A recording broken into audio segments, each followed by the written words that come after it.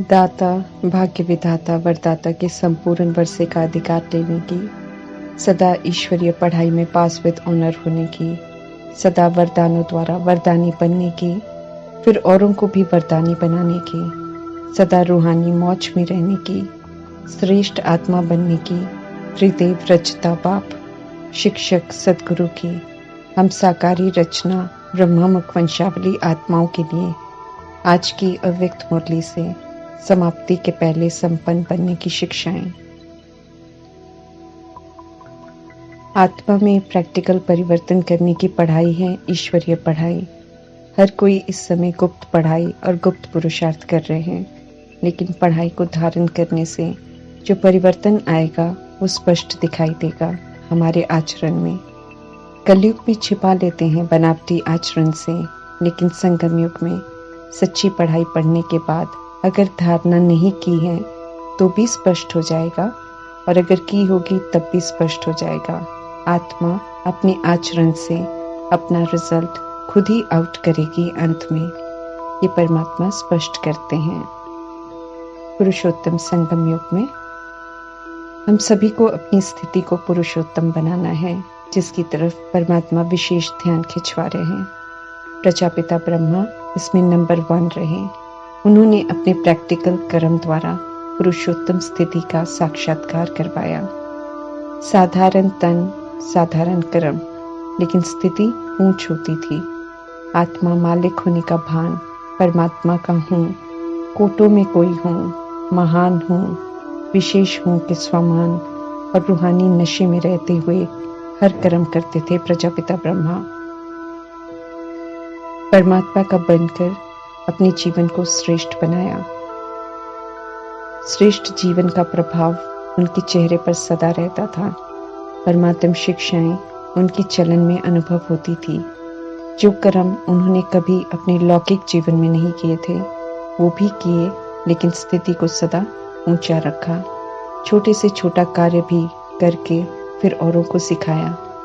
उपले बनाना, कोयले की बोरियां गाड़ी से उतारना, सड़कें बनाना, सब्जियां उगाना, बर्तन साफ करना, अनाज साफ करना, चप्पलें बनाना इत्यादि हर तरह का कार्य किया। परमात्मा की याद में खुशी खुशी हर कार्य किया, लेकिन स्थिति सदा ऊंची रही।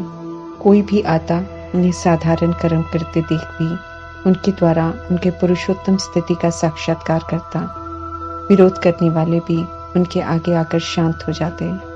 ऐसे बाप समान पुरुषोत्तम स्थिति बनाने का वरदान दे रहे हैं परमात्मा। काम कोई भी हो, स्थिति सदा श्रेष्ठ हो, परमात्मा की याद बनी रहे।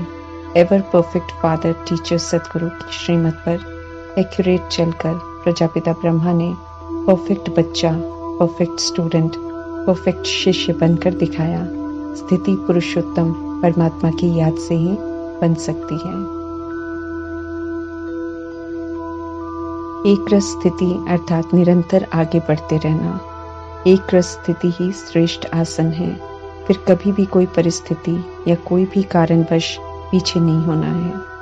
परमात्मा कहते हैं कि जो सदा श्रेष्ठ आसन पर स्थित रहते हैं वे ही सच्चे तपस्वी हैं। ऐसे सच्चे तपस्वी के रूप में परमात्मा हम आत्माओं को देखना चाहते हैं। त्रिदेव रचता अर्थात निराकार परमपिता परमात्मा ब्रह्मा विष्णु शंकर के रचता अपनी साकार अर्थात ब्रह्मा द्वारा एडॉप्ट की हुई ब्राह्मणों की रचना को भी देख रहे हैं, तो आकारी रचना ब्रह्मा विष्णु शंकर को भी देख रहे हैं। दोनों ही रचनाओं को देखकर खुश हो रहे हैं, क्योंकि दोनों ही परमात्मा को बहुत प्रिय है। इसलिए उन्हें सदा सब कुछ देकर संपन्न बनाते हैं। परमात्मा द्वारा रची गई रचना है, इसलिए श्रेष्ठ है। रचना को परमात्मा विशेष तीनों संबंध से संपन्न बनाते हैं। हमने खुद को कितना संपन्न बनाया है, ये हमें खुद को चेक करना है। परमात्मा स्पष्ट कर रहे हैं कि बाप के संबंध से वे दाता बन ज्ञान के खजाने से संपन्न बनाते हैं। हर बात की समझ देते हैं, स्वमान गुण शक्तियों से संपन्न बनाते हैं। शिक्षक के रूप से परमात्मा भाग्य विधाता बन ऊंची पढ़ाई पढ़ाकर अनेक जन्मों के लिए भाग्यवान बना देते हैं। पढ़ाई सोर्स ऑफ इनकम है, मर्तबा और वेल्थ का भाग्य बनता है। सदगुरु के रूप में परमात्मा वरदाता बन वरदानों से झोली भर देते हैं। परमात्मा का ये बच्चों प्रति अविनाशी स्नेह है, प्यार है। सब कुछ सहज कर देते हैं परमात्मा, इसलिए बच्चों में किसी भी तरह की कमी, किसी भी तरह की मेहनत उन्हें अच्छी नहीं लगती है। इसलिए उन्हें सदा ये शुभ संकल्प रहता है कि कमी को कमाल के रूप में परिवर्तन कर दूं। ब्राह्मण बनकर फिर ब्राह्मण जीवन तो परमात्म छत्र छाया में है, इसलिए मेहनत करने की तो कोई जरूरत ही नहीं है। अगर दाता, विधाता, वरदाता तीनों संपन्न से संपन्न बनते हैं, फिर तो रूहानी मौज में रह सकते हैं। संपन्नता में वर्षा भी है, पढ़ाई भी है और वरदान भी है। प्राप्ति हमें करनी है। जो सर्व प्राप्ति कर लेते हैं, परमात्मा कहते हैं कि उन्हें मेहनत करने की जरूरत नहीं पड़ती। जैसी स्मृति वैसा रूहानी नशा अनुभव कर सकते हैं। जैसे वर्षे के रूप में वह बाप को दाता के रूप में याद करो तो रूहानी अधिकारीपन का नशा रहेगा। अगर हम उन्हें शिक्षक के रूप में याद करें तो गॉडली स्टूडेंट होने का भाग्य का नशा रहेगा। सत्युग के रूप में, सदगुरु के रूप में परमात्मा हर कदम में वरदानों से चला रहे हैं। हर कदम अगर हम श्रेष्ठ मत से चलते हैं तो सफलता का वरदान निश्चित रूप में मिल जाता है। हमें सदैव ये याद रखना है कि सदगुरु परमात्मा की मत अति श्रेष्ठ है और श्रेष्ठ गति सदगति को प्राप्त कराती है। उनकी श्रेष्ठ मत पर नहीं चलते हैं तो दुर्गति होती है।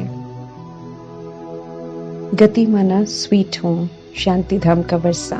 सदगति माना स्वीट राज्य, सचखंड का वर्षा।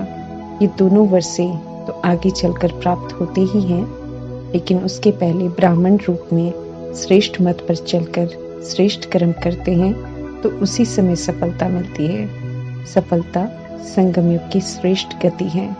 दुनिया वाले समझते हैं कि मरने के बाद गति होती है। परमात्मा कहते हैं कि जैसी मत वैसी गत अभी ही प्राप्त कर लो। इस अंतिम 84वें मरजीवा जन्म में हर कर्म की सफलता का फल अर्थात गति प्राप्त होने का वरदान मिला हुआ है। श्रीमत पर चलने वालों के लिए वर्तमान और भविष्य में सदा गति सदगति है ही। संगम युग की प्राप्ति का महत्व है अभी अभी कर्म करो और अभी अभी प्राप्ति का अधिकार लो। एक हाथ से दो, दूसरे हाथ से लो। परमात्मा दिलासे का सौदा नहीं करते हैं कि भविष्य में मिल जाएगा। यहाँ तो तुरंत दान महापुण्य को प्राप्ति है। ये झटपट का सौदा है। परमात्मा कहते हैं जो लेना है अभी लो। झटपट का सौदा परमात्मा का बच्चों प्रति प्यार है। परमात्मा इंतजार नहीं कराते हैं। श्रीमत पर चलो और गति सदगति की अनुभूति भी यहाँ ही करो। परमात्मा का प्यार अविनाशी है। ऐसा अविनाशी प्यार और अविनाशी प्राप्ति कोई दे नहीं सकता है। सब अति सहज है। श्रीमत प्रमाण चलते रहना है। फिर भी मेहनत करते हैं तो बाप को बहुत रहम आता है। जिन्हें वरदान मिल जाता है, जो वरदान को स्वीकार करके वरदान को यूज करते हैं, वे तो सदा वर्षे के अधिकारी बन जाते हैं। वे फिर मेहनत नहीं करते हैं। जो भाग्य विधाता शिक्षक के कहे अनुसार चलते हैं, वे भाग्यवान बन जाते हैं और सदा पास विद ऑनर बन जाते हैं। भाग्यवान बच्चे कभी फेल नहीं होते हैं और किसी भी तरह की व्यर्थ बात हो, कोई कुछ भी कहते, वे फील भी नहीं करते हैं, अर्थात बुरा नहीं मानते हैं। अंत के पेपर में बहुत सी बातें ऐसी होंगी जिन्हें अपना समझते हैं, वे भी अजीब तरह व्यवहार करेंगे क्योंकि सब उस समय विचलित होंगे। ऐसे में उनके व्यवहार को देखकर या ड्रामा के अन्य सीन को देखकर फील करेंगे तो फेल हो जाएंगे। इसलिए हमें फीलिंग की बीमारी से खुद को मुक्त करना है। परमात्मा मेहनत करते हुए नहीं देखना चाहते हैं, इसलिए मेहनत करने के कारण और निवारण दोनों को स्पष्ट कर रहे हैं ताकि हम सब मेहनत से खुद को मुक्त कर लें। परमात्मा कहते हैं कि जब माया के विघ्नों से फेल हो जाते हैं, श्रीमत पर नहीं चलते हैं, तब मेहनत करनी पड़ती है। या फिर संबंध संपर्क में, चाहे ब्राह्मणों के चाहे अज्ञानियों के संबंध में आते हैं, कर्म में आते हैं, तब किसी की व्यर्थ बातों को फील कर लेते हैं, स्थिति में हिल जाते हैं, मन हिल जाता है, फिर मुख से कड़वे बोल निकलते हैं, जोश आता है, खाना पीना अच्छा नहीं लगता है, फिर तो ज्ञान की बात भी सुननी अच्छी नहीं लगती है, अवस्था कमजोर बन जाती है, फिर से मेहनत करनी पड़ती है। परमात्मा कहते हैं न फेल हो न फील करो। बाप दादा तो सर्वश्रेष्ठ मत देते हैं, समझाते हैं कि सदा शुद्ध फीलिंग में रहो कि मैं सर्वश्रेष्ठ अर्थात कोटों में कोई आत्मा हूँ, मैं तो देव आत्मा हूँ, महान आत्मा हूँ, ब्राह्मण आत्मा हूँ, विशेष पाठधारी आत्मा हूँ। परमात्मा कहते हैं सदा इस फीलिंग में रहो तो व्यर्थ फीलिंग की बीमारी नहीं लगेगी, सदा शुद्ध फीलिंग में रहो तो अशुद्ध फीलिंग नहीं होगी, फ्लू की बीमारी नहीं होगी, मेहनत से बच जाएंगे, सदा अनुभव करेंगे कि हम वरदानों से पल रहे हैं, वरदानों से आगे उड़ रहे हैं और वरदानों से ही सेवा में सफलता प्राप्त कर रहे हैं। 63 जन्म हमने बहुत मेहनत की है। परमात्मा कहते हैं कि अब एक जन्म तो मौज में रहो, इस विशेष जन्म में मौज में रहो तो भविष्य के जन्म भी मौज के होंगे। अभी समझ है, इसलिए मौज और मेहनत की अनुभूति भी यहाँ ही है। भक्ति का पाठ भी ड्रामा में अपना है। जब भक्ति की शुरुआत हुई तो भक्ति एक निराकार की करते थे। समझ यथार्थ नहीं थी, लेकिन यादगार तो एक निराकार का ही था। उस भक्ति में सुख था, आनंद था और अपने समय में वो भक्ति बहुत श्रेष्ठ थी। भगत माला बनती है उन आत्माओं की जो नौधा भक्ति करते हैं, जो भक्ति को श्रेष्ठ समझते हैं, जो भक्ति के बिना कुछ और सुनना ही नहीं चाहते हैं। वे गायन योग्य बनते हैं, जैसे मीरा का गायन होता है, लेकिन उसकी पूजा नहीं होती है, उसे मंदिर में नहीं रखते हैं। ज्ञानियों की माला विजय माला कहलाती है। ये माला अभी संगम योग के पुरुषार्थ प्रमाण बनती है। भक्तों और ज्ञानियों के बीच संस्कारों का अंतर होता है। भक्तों में मांगने के संस्कार होते हैं, खुद को असमर्थ समझते हैं। परमात्मा ज्ञान देकर मंगते से अधिकारी बना देते हैं, इसलिए ज्ञानियों के संस्कार अधिकारी बन के होते हैं। जो सर्व अधिकार लेते हैं वे विजयी रतन बनते हैं। गायन भी होता है, पूजा भी होती है, मंदिर भी बनते हैं। परमात्मा कहते हैं आप ये नशा सदा स्मृति में रखो कि आप एक पूजनीय आत्मा हो। पूज्य आत्मा कभी भी कोई अपवित्र संकल्प को टच भी नहीं कर सकती है। पूज्य आत्मा की विशेषता बताकर परमात्मा पूछ रहे हैं कि ऐसे पूज्य बने हो। सभा में आए हुए खास ग्रुप को परमात्मा अलग से संबोधित जरूर करते हैं, परंतु शिक्षाएं सभी आत्माओं प्रति होती हैं। इसलिए मुरली की हर शिक्षा को हमें स्वयं के लिए समझना है। परमात्मा हम आत्माओं से पूछ रहे हैं कि अपने को होली हंस अनुभव करते हो। चेकिंग के लिए होली हंस की विशेषता को भी स्पष्ट कर रहे हैं, ताकि हम सब खुद को यथार्थ चेक कर लें।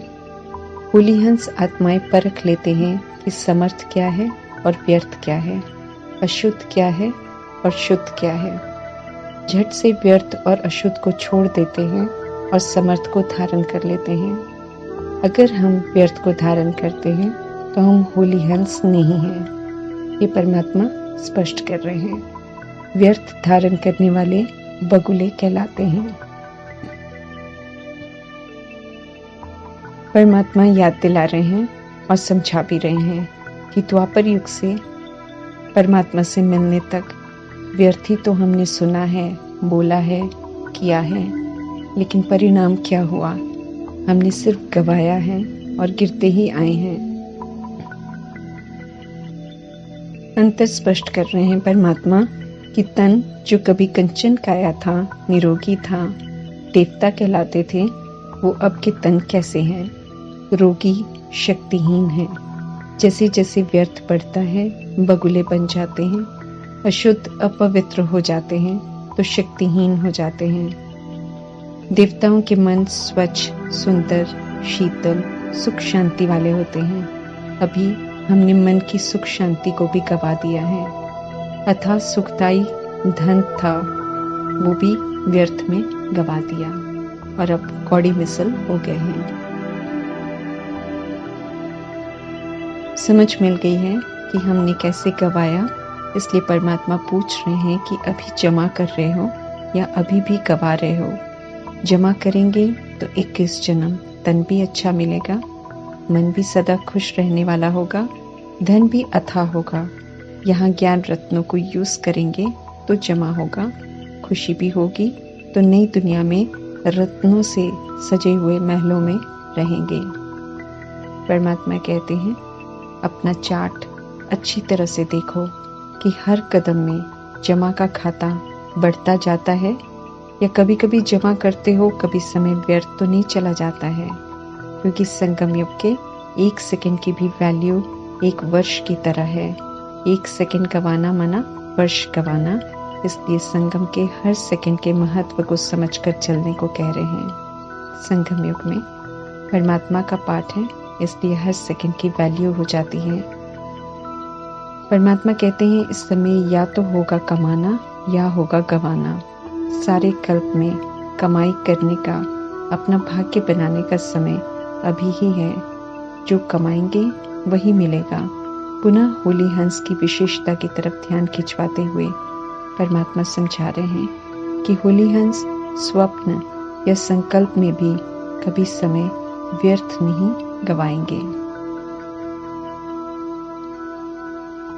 होली बनना अर्थात पवित्रता की शक्ति से अपवित्रता को सेकंड में भगाने वाले।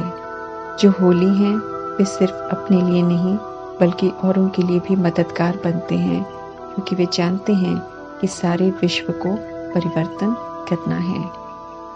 पवित्रता की शक्ति महान है। पवित्रता ऐसी अग्नि है जो सेकंड में विश्व के किचड़े को भस्म कर सकती है। संपूर्ण पवित्रता ऐसी श्रेष्ठ शक्ति है। अंत में जब सब संपूर्ण पवित्र बन जाएंगे तो परमात्मा कहते हैं कि आपके श्रेष्ठ संकल्प में लगन की अग्नि होगी, जिससे सारा किचड़ा भस्म हो जाएगा। योग ज्वाला हो, अर्थात एक्यूरेट कनेक्शन परमात्मा से हो। सोचा और हुआ, ऐसी उड़ती कला की सेवा आगे चलकर होगी।